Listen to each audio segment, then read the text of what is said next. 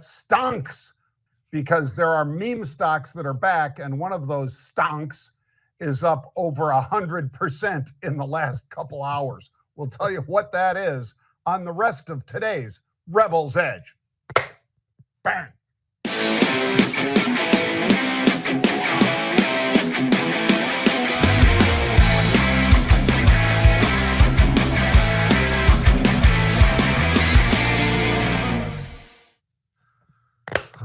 All right. Well, that tells me one thing.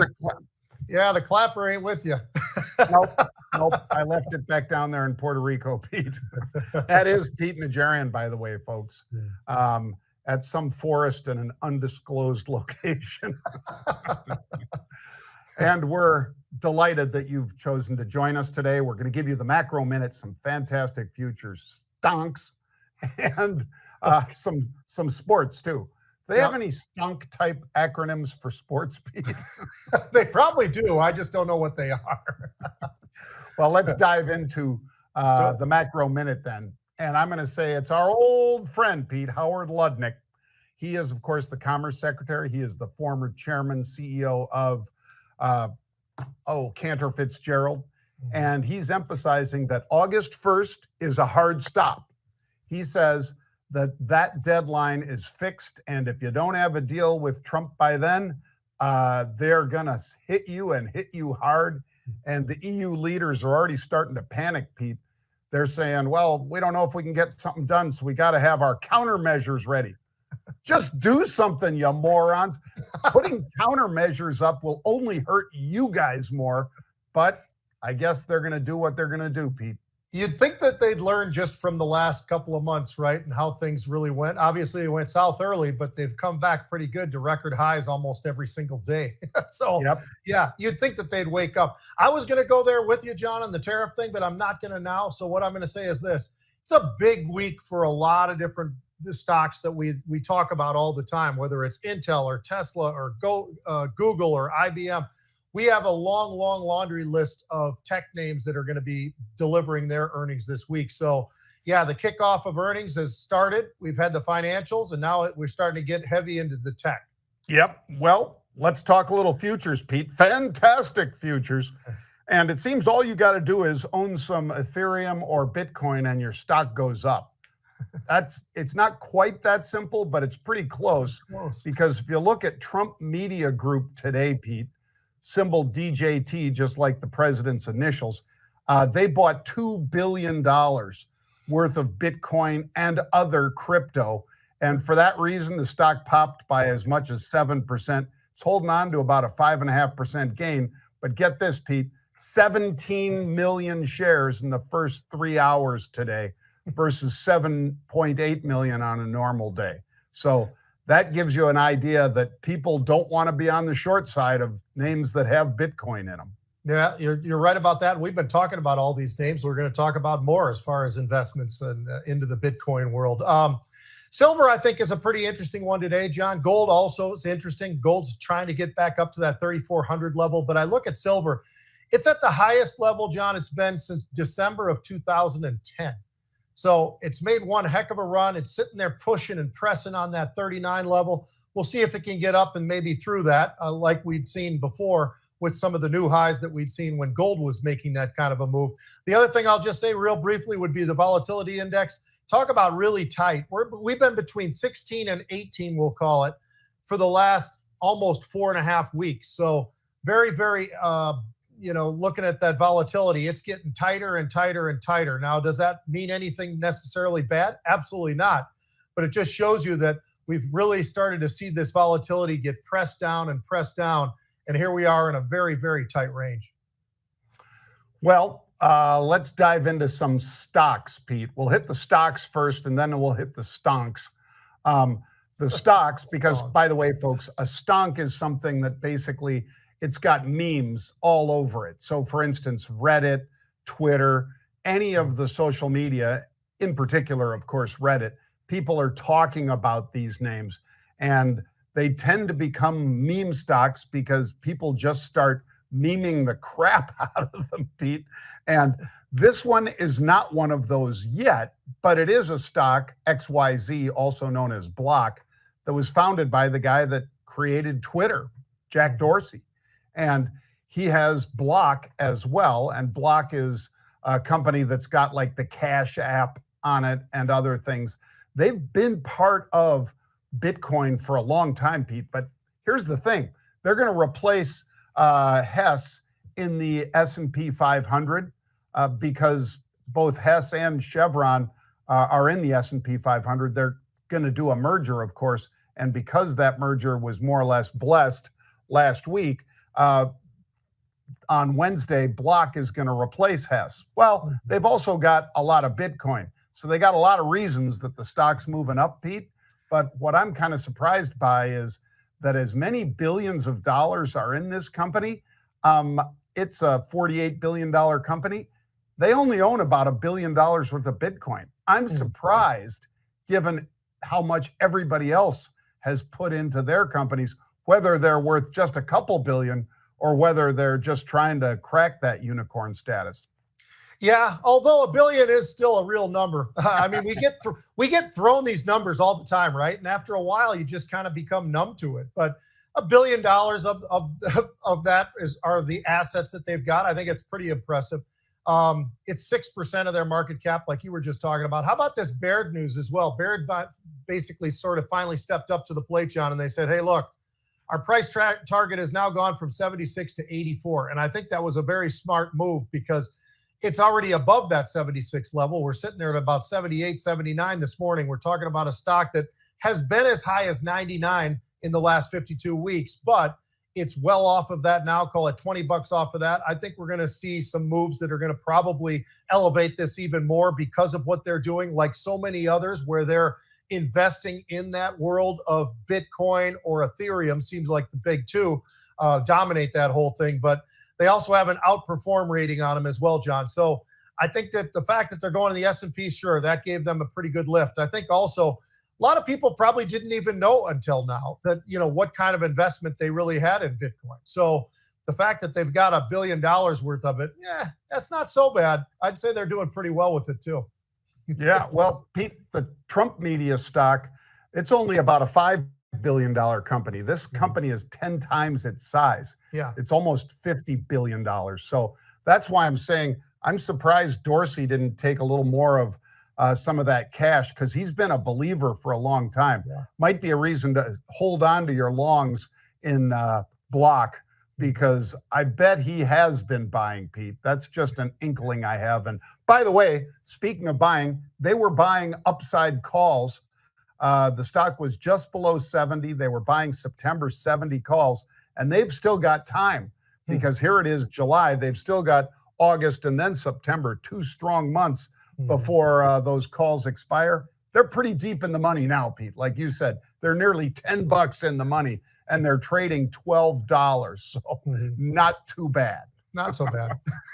All right, let's hit another. Let's hit, for instance, what's going on with Verizon, Pete. Because Verizon was up about 5-6%. They gave they upped the lower end of their full year guidance, so that's moderately good. They also expected EPS growth, and they added a lot of households to their mix, Pete. So that's pretty strong. And VZ shares very active trading today. Yeah, and this is one of those stocks that people, when they get a little bit nervous, they seem to travel over to names like this, names like Coke, and some of those, the safe quote unquote names or whatever. But yeah, when you really look at what they put up, John, they put up some pretty decent numbers, right? They beat the top and the bottom in terms of the earnings themselves. As you said, I mean, their wireless revenue has been very robust so far. They did add some huge numbers, really, quite frankly. I mean, when you look at the total connections, up 12%. They added almost 13 million different connections there. And then the 300,000 almost, I'm rounding it up, it's 293,000 in the quarter that they added. They did just about knock out everything that you would want. So understandable why this stock is up today. It's interesting. It's not one of those names that's going to, turn heads or anything like that, but it's one of those names where if you're looking for something pretty solid that's got some decent gains and a little bit of momentum, I think Verizon sort of fits into that category. Well, let's talk about one of Pete's favorite stocks, Domino's, Yeah. DPZ. Actually, I'll say it, Pete. Some of the worst pizza I've ever had, especially They've when you can go. improved. If you can go to a mom and pop place and get a great pizza for, Mhm. $20 or under, I would do that all day instead of getting a $9 or $8 Domino's pizza. But they sell a hell of a lot of them, and they've got Mhm. a ton of outlets out there, and they have DoorDash helping them deliver them and so forth. So it's not just reliant on them and their delivery people. The numbers look pretty good, Pete. Like I say, I'm not fond of the pizza, but the numbers are good, and that's why the shares are up. Yeah, same store sales were up about 3.5%. That beat the estimates. As you talked about, their customer acquisition, that's really strong. Everywhere you look, this one was pretty good too. There's one issue though, and this is why I think, John, the stock was actually up 5%. Then it sort of tumbled back down. At one point, it was down 2.5%. Last I looked, it is relatively flat. I think that one of the issues that maybe some folks have with this one is the margins, because the margins are something that they don't have much control over, right? And we're talking about insurance, we're talking about the ingredients and all that kind of thing. So that's, I think, something where you could say, well, is there something bad in this report? I would say that would be the thing that they're dealing with. They're dealing obviously with that in terms of some of the pricing for the ingredients and obviously the insurance as well. So from that perspective, yeah, I will tell you this. I have been to Domino's in the last year or so, massively improved in terms of what they've got. They've got all the different crusts. They've got all this different other stuff. And, I know, as you said, John, the pricing is pretty appetizing. That's When the you can get, Domino's CEO calling me up, Pete. He's complaining already. he's probably ticked off. So I'm defending him right now. I'm saying, you know what? They've got all those crusts you can pick from and everything else. It isn't the Domino's that it was in college when everybody did talk about how terrible it was. It actually has improved over time, I think. So Oh, I'll give them a little kudos for that. well, we'll give that one a rest, Pete, but we'll move on to Opendoor Technologies, because this is the stonk on today's list. Because talk about a meme stock. I mean, you look up how many people are talking about this one. You could grok it, you could Claude it, you could use any of the AI engines and check out how much buzz there is about this one. But it's basically an iBuyer, and the stock shot way up in 21, Pete. It was trading almost $39 a share. Then it crashes all the way down to 50 cents as the home buying slowed down dramatically and their algorithm didn't address it very well. Well, now you've got Eric Jackson and his firm saying, this thing looks like Carvana. And so, of course, this thing just explodes to the upside over the last couple of days. And get this, they were buying the $1.50 calls, Pete, because that's how cheap the stock was. They were buying the August $1.50 calls with the stock trading $1.28. Well, whoever bought 21,000 of those calls is a happy camper today, because they've gone from 18 cents to $2.20. Call that a good 12x return on your money, Pete. Yeah. And the crazy thing is, there's even more buying today. I'm not going to tell you the strike right now, but I could tell you 3.5 strike. But 30,000 of those, John, getting bought today too. So yeah, there's a lot of follow up on this one. And we talk about these stocks, it's a lot of it is fear of missing out, right? FOMO, you've got your MOMO with the momentum and all the rest of it. I mean, all of that pieced together, that's what's really happening to this stock right now, is people are basically chasing it, which can be a bit of a dangerous thing. So I think I would just caution you that, but that doesn't mean it can't go up and go up even more. And especially when you've got 20 to 24% short interest, that's a stock that has a really good chance for a squeeze. And that might be a lot of what we were seeing today, John, because when a stock's up 82%, I just took a look, 82%, when a stock is up that much in a day, that tells you a little something. And I would say those guys that are getting squeezed are really getting squeezed. It ain't too fun for them right now, because they're going to be chasing this thing for a while, especially with the buyers that we were just talking about. So when you look at the balance sheet, though, John, it's freaking terrible. It's absolutely awful. I mean, the free cash flow ain't flowing in the right direction. As a matter of fact, it's a cash burn of almost $400 million. So there's a lot of things. Basically, the whole balance sheet is upside down. But it's a meme stock, and when you've got one of these, this is what can happen. We've seen this back in 2020. We're seeing it play out again now, and we're seeing a little bit more of it as well. So interesting to watch. Just be damn careful when you're in there. And you know what? There's a lot of ways that you can use options that would be less stressful probably than fooling around with the stock, in my opinion. But everybody's got their own thing, right? That's right. And folks, if you want to learn more about how Pete and I trade, I think there are something like 18 seats left, Pete, down in Aventura, Florida, September 19th and 20th. Just scan that QR code and you could be joining us 2 days. One day is live trading because that's on a Friday, September 19th. The other day, Saturday, a lot of strategies, stories, and quite frankly, great people to hang with because you're there with people that are doing what you do. If you're somebody who likes to trade options, everybody in that room is somebody who wants to take their game to a higher level. And some of them have some pretty interesting tricks of the trade that you guys will want to hear. So make sure you scan that QR code, September 19th and 20th.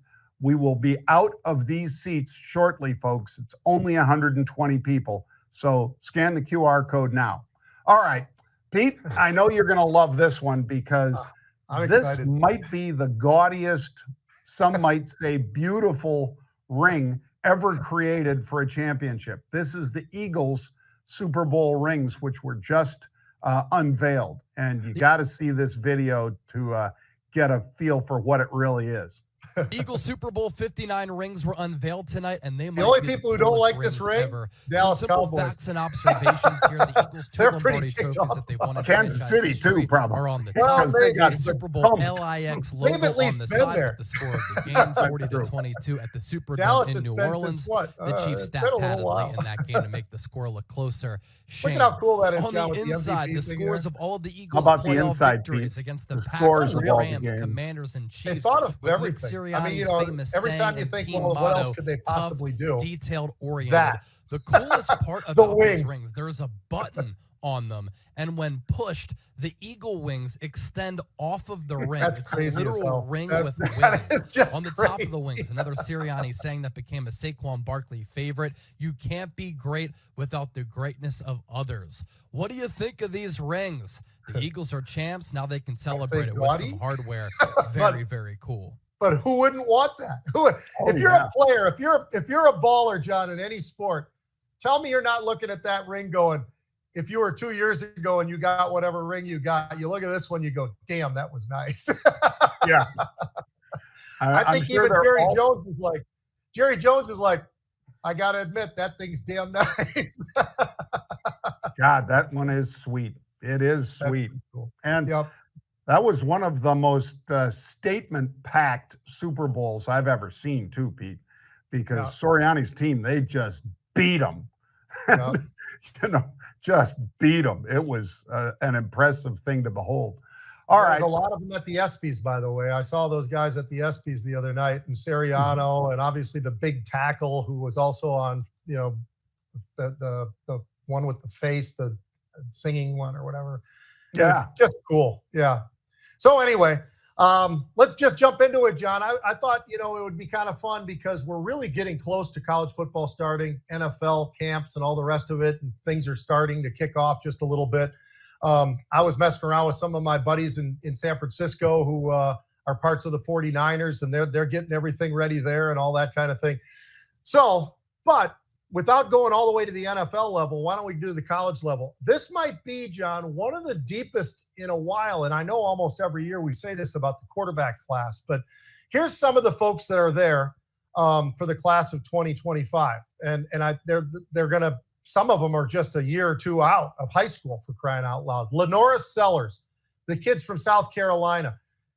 He sat out. I think he had a redshirt year. Then he played. When he played like an absolute freak. He's 6'3", 240-pound quarterback, South Carolina. If you stay in that same state, you've got Cade Kludnick, 6'2", 210-pound quarterback out of Clemson. Not so bad.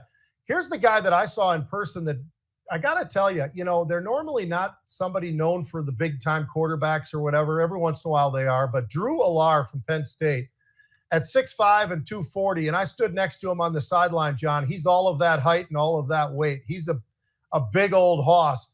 He, I think, is very ready to be an NFL quarterback at some point. But these guys are all still excited about college football and all the rest of it, which they should be. You've got Newsmeyer from LSU. You've got the kid from Cal who transferred to Indiana, Mendoza. And then you've got Arch Manning. So is there anybody in the group where you go, that's a hell of a group of guys. If you had the pick, now you're not going to get this year just yet because we haven't even started the season. But is there somebody going into it where you'd say, you know what, I like this guy for this reason? Is it the Clemson quarterback's extremely accurate? I will say that. He's got unbelievable numbers.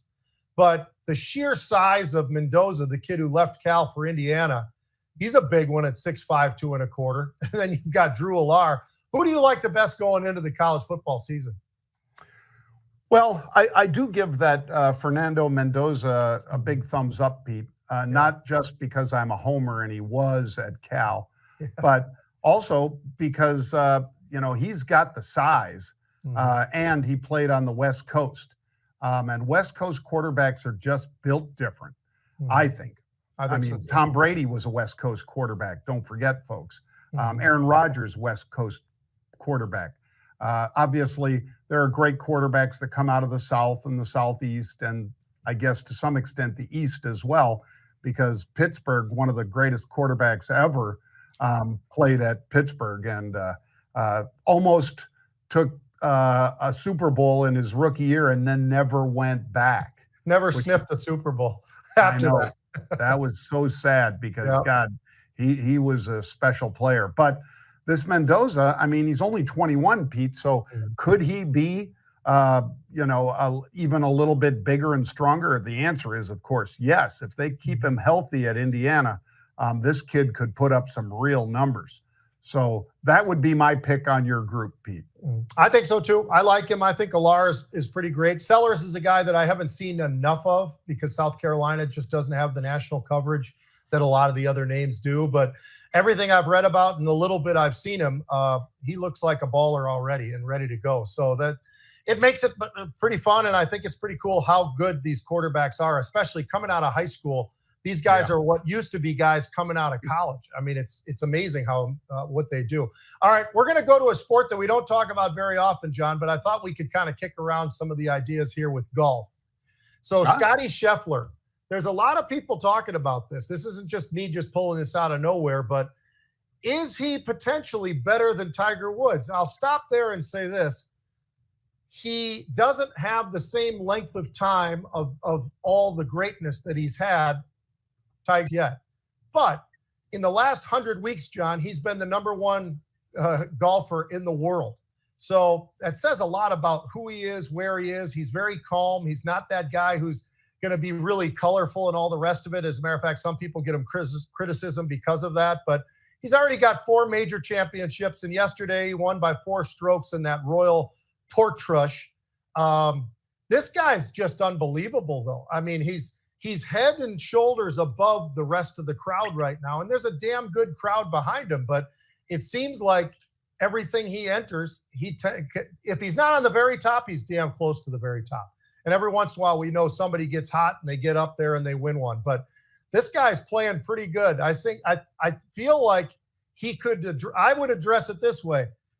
Tiger Woods is unbelievable. He did it for a decade. He did it for 10 years. This isn't quite 10 years just yet. So that's why I would say we can't say that he is right now, but as of right now, he is absolutely destroying everybody else, and all the other golfers talk about it every day. Yeah, and the sportscasters are going to talk about it, Pete.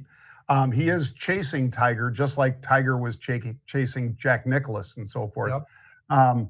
But I'm sure that he would be the first, probably, Pete, to say that he's got a long ways to go. But chasing Tiger is pretty impressive in and of itself because, of the accomplishments that he put up in his run. And his run ain't over. I mean, Tiger might still have a little more in the tank, Pete. But, yeah, Scotty Scheffler is a special player. And I certainly enjoy watching him play. And he keeps his cool, which is something, of course, that anybody who's played the game knows that it's a head game as much as it's a physical game. Yeah, I think that's the one advantage he kind of has over the rest of the golfers right now. Obviously, not an advantage over Tiger, but the rest of the guys that he's going against every time they get into a tournament, he's calm, and he doesn't get thrown off when he has a bad shot. I mean, he just seems to have it together enough. I mean, everybody gets ticked off, but I think that he definitely is a guy where he's going to bounce back from a bad shot, better than some others where it gets in their head and they can't get it out. Yep. Well, thank you for joining us today, folks. We really appreciate it. We will be back tomorrow with another Rebels Edge. So if you want more of the same sort of descriptions and instructions as to how we might be playing some of these stocks, well, make sure you tune in, because every day we break down the top stocks, macro minute, futures, and these sports like we just covered. And we'll be doing the same thing at what time tomorrow, Pete? 1 p.m. Eastern time tomorrow. Giddy up. 1 p.m.